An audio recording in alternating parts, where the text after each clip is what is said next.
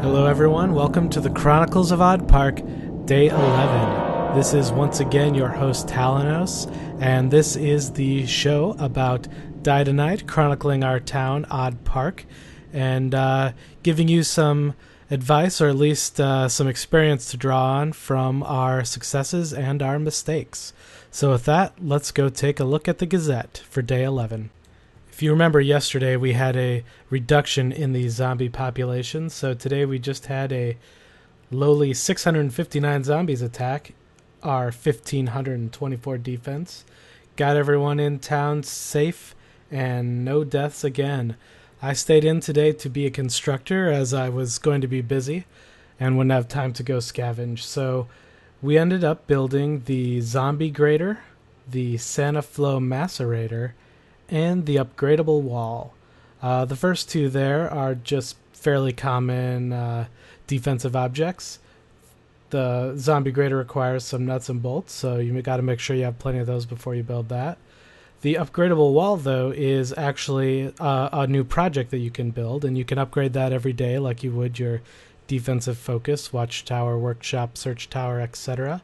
So we're running out of time on our defensive focus. You can see here that we are about going to get day 4 of that soon, so we wanted to make sure that we had that open well in advance so that we can switch over to the upgradable wall and get defense there. You can see it provides a bit more than the Great Pit does, and yeah, that's pretty much our plan for what we want to do after defensive focus is done. I'd like to talk about a little bit of drama that's been going on in our town. I told you yesterday about the engine that I found. Well, I decided today to build that engine and use it to make a chainsaw. So you can see here the parts I took to create the chainsaw there. Chainsaw is a pretty powerful weapon. It uses up batteries, but it kills, I believe, 3 zombies each time it's used and has a chance to deplete the battery. So you may get multiple uses out of it as well. It appears other people in the town didn't agree with me. I came home to see these 2 anonymous complaints here, both for selfish play. There was talk in the threads about that this was sort of a selfish behavior, that I didn't consult anyone before making the chainsaw. So make sure I guess what I'll learn from this is to check with everyone before doing anything. I thought we weren't going to use it for plumbing, so chainsaw was the best use for it in my opinion. We did need to use 2 nuts and bolts to make that. We don't have enough to make all the items in the game. But yeah, so hopefully we'll survive. But it got people's hopes a little low, and I managed to get 2 complaints. So just because a town looks like it's going great, this was just to show you that we still do have our problems. And, I might even be the cause of some of those. Going back to the predictor to see tomorrow's attack, you can see that the number of zombies almost doubles from somewhere in the 600 to around 1,200. Luckily, we still have that defense covered, so we should be able to survive this attack and, last another day. I talked a little bit about water rationing yesterday, and luckily for us, SSGgotti has agreed to record a explanation of our plan so you can see what we're doing. It allows both scavengers and builders to get by with drinking water just once every other day. So take it away, SSGgotti. Hey there, Odd Park followers, this is SSGgotti. If there's one sure way for a town to die tonight, it's an empty well. On day 11 in Odd Park, we have 147 water rations in the bank and our well is dry.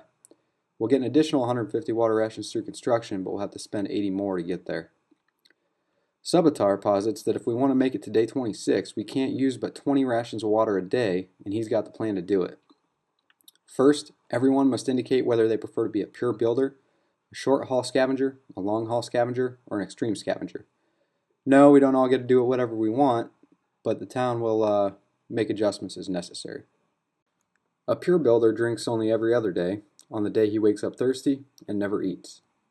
Should he go into the world beyond, he never travels beyond 6 AP in a day. It's a good rule for those who lack the time for anything else and pretty much shouldn't be playing. A short haul scavenger drinks every other day when thirsty. On days he drinks, he travels 16 AP. On days he doesn't, he only travels 10 AP. Additionally, short haulers take part in the Zombie Defense Initiative, clearing zombies that populate the border squares of the Zombieland zone. We'll have more on the ZDI later. This is the most useful role, so at least half the town needs to choose short hauling. A long haul scavenger is only available to Hero Mode's pro scavengers. Like the previous roles, a long hauler only drinks on days he's thirsty. A long hauler travels up to 20 AP in a drinking day, 10 when he doesn't drink. He takes drugs or booze to accomplish his 20 AP trips. We'll need about 6 to 10 citizens to do this job. Then we've got the extreme scavengers, which are basically just long haul scavengers that are assigned to special missions. In the case that the northwest or southwest zones are replenished by the winds, no more than 3 super special long haulers will travel up to 24 AP on drinking days, accomplished with drugs. For the latter 3 roles, it's important to know exactly how not to get dehydrated. If you wake up thirsty and set straight out for the desert, you're going to die. Remember, when you're thirsty, you can only walk 10 squares before you dehydrate. And what happens when you dehydrate? You'll end up consuming more water without an AP benefit just to return to your thirsty status. You're a drain on society, you bum. Instead, start your thirsty day by spending 2 AP in the construction site or workshop. If you're eating 7 AP food, spend 3 AP in the construction site or workshop instead. Only then set out to the world beyond. When you're out of energy, eat your food. When that runs out, drink your water. This ensures you don't dehydrate. Now, this plan won't work for a town full of selfish jerks that take more than their share of water, or noobs who don't bother to understand how thirst and dehydration works before doing something stupid. Will it work for Odd Park? Keep watching the Chronicles of Odd Park and you'll find out soon enough. Thanks for watching, and thanks to Subatar for putting this plan together. Back to you, Talanos. Thanks for that wonderful report, SSGgotti. If you liked that and you'd like to see more, please let me know. If you have something you'd like to record, send it my way. I think it helps make these videos a little more entertaining. Otherwise, as you can see, a pretty successful day again for us, but just how long it will last, I don't know. Make sure you subscribe to see how long we go. And as always, leave your questions and comments below. People seem to be really good about answering them down there, so yeah, feel free.